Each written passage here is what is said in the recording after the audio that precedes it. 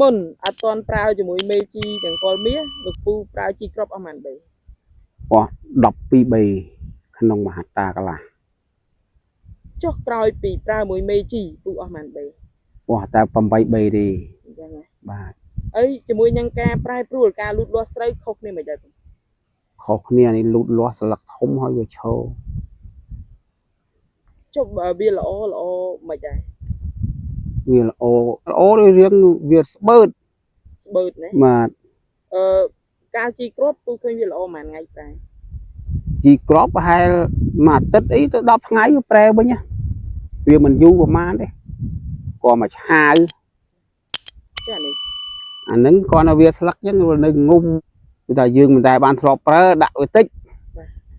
ណាបាទទីតាំងភូមិនឹងឈ្មោះគេហៅភូមិពោជ្រៃឃុំស្វាយតើស្រុកស្វាយតើកាលពីមិនទាន់ប្រើហើយដល់ពេលមកប្រើអាហ្នឹងឃើញស្រូវថាប្លែកហើយល្អជាងមុនល្អជាងខ្ញុំប្រើផលិតផលមុនឃើញវាល្អមែនល្អខ្លាំងល្អប្លែកខុសពីធម្មតាតាំងដែលខ្ញុំធ្វើស្រែ6 7ឆ្នាំមកអត់ដែលឃើញស្រូវល្អប្លែកយ៉ាងទេតែប្រើអាហ្នឹងវាចម្លែកហ្នឹងថាហេតុអីក៏ស្រូវនឹងខុសល្អខុសគេតែឯងអញ្ចឹងនិយាយមែនដើមស្រូវវាធំវែងហើយរឹងមាំទៀតលើការលូតលាស់ហ្នឹងល្អផងហ្នឹងថានិយាយទៅថាល្អពាក្យថាល្អតែហ្មងកាលពីមិនទាន់ប្រើអត់ដែលមានសង្ឃឹមថាទំនុកចិត្តប៉ុណ្ណេះទេដល់ទៅពេលមកប្រើជីហ្នឹងឆ្នាំហ្នឹងមានទំនុកចិត្ត99%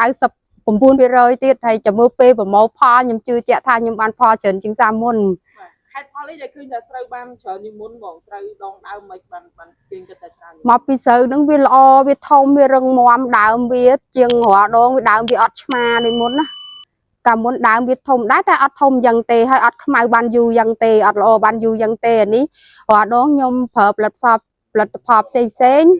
វាល្អដែរតែវាឆាប់ធ្លាក់មកវិញតែវាអត់ឃើញមានធ្លាក់មកវិញទេចាវាហិតតែល្អឡើងអញ្ចឹងណាហើយខ្ញុំថាមកពីជីនឹងល្អហើយបានជាហើយខ្ញុំលើកទី1ហើយលើកទី1ហើយក៏លើកដំបូងបងអស់ដែរដែលខ្ញុំបថុយទិញនៅតាមអនឡាញហ្នឹងតែឲ្យលោកគ្រូផ្ញើមកហ្នឹងហើយឃើញថាល្អមែនហើយនឹងគិតថាបន្តប្រើល្អបន្តទៅទៀតប្រើទៀតបងមានអីផ្ដាំផ្ញើទៅនេះអត់ទាន់ប្រើបង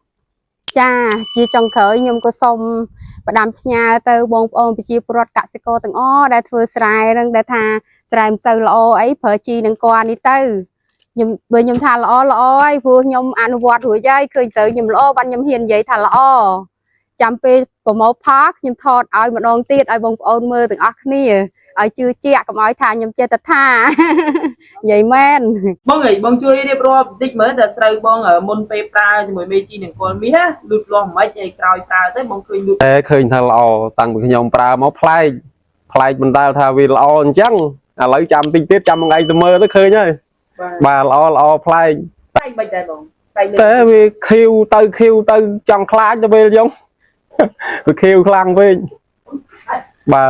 ប្រើមកវាល្អប្លែកខុសមុនដើមនឹងខៀវស្ងាត់វាខ្ពស់ហើយវាមិនទាន់ធ្លាក់បាទជំរាបសួរលោកពូបាទអញ្ចឹងឮថាលោកពូប្រើជាមួយនឹងជីនឹងគល់មាសនេះមែនទេបាទលោកពូរៀបរាប់តិចមកតាំងពីលោកពូប្រើមកដល់ឥឡូវបាទតើស្រូវខុសប្លែកបែបម៉េចអីបែបម៉េចលោកពូជួយរៀបរាប់ពីដើមមកតាំងពីប្រើមកវាល្អបែកគុំបែកកូនជាងមុនបាទហើយលោកពូមានអីពាក្យពេចន៍អីផ្ដាំផ្ញើទៅដល់ប្រជាកសិករទាំងអស់គ្នាឲ្យប្រើប្រាស់ជាមួយជីសញ្ញានឹងកលនេះដែរឬទេប្រជាពលរដ្ឋទាំងអស់ប្រើជីនឹងកលមាសហ្នឹងទៅវាបានល្អហើយវាកាត់បន្ថយសត្វល្អិតនឹងស៊ីដែរវាមិនទៅប្រើថ្នាំខ្លាំងទេ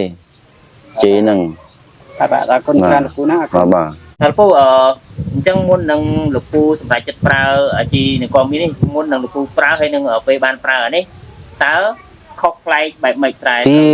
ស្រូវហ្នឹងវាប្លែកពីកាលពីយើងប្រើមុននោះជីសូជីអីយើងហ្នឹងវាប្រើទៅវាសត្វល្អិតសត្វអីវាច្រើនអញ្ចឹងណាវាប៉ះពាល់ច្រើនដល់ពេលមកប្រើជីគល់មាសនេះវាកាត់បន្ថយសត្វល្អិតកាត់ហើយសត្វល្អិតណាបាទ ចុះតើតងនឹងស្រូវវិញសម្បល់សម្បកពណ៌វិញគុំអីមិនដែរ ស្រូវគួរវាបែកគុំបានការលូតលាស់នោះវាឃើញថាស្លឹកអីវាធម្មជាតិល្អ យ៉ាង បាទ ហើយល្អបានយូរ បាទហើយវាល្អបានជូរជាងប្រើគីមីសុទ្ធណាបាទ ហើយតើតងនឹងសត្វអត់អីមិនដែរ បាទសត្វល្អិតអីឃើញថាវាដូចជាជោគជ័យដែរចុះយើងបាច់ធ្លាប់បាញ់ 2 3 លើកអីនៅទៅស៊ីអញ្ចឹងណា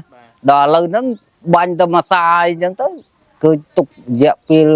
វាយូរដែរអត់ទាន់ឃើញបានបាញ់ទៀតអញ្ចឹងណាបាទ យ៉ាងល្អកាត់បន្ថយទាំងកែ បាទ ឆ្នាំសត្វអត់ហើយកាត់បន្ថយទាំងជីទៀតណា បាទបាទ បាទដល់លោកពូប្រើខ្លួនឯងជាក់ស្ដែងអញ្ចឹងមានទំនុកចិត្តបែបម៉េចដែរ បាទឃើញថាដូចជាវាធូរស្រាលបន្តិចដែរកាត់បន្ថយអាយើងបាញ់ថ្នាំពុលហ្នឹងណា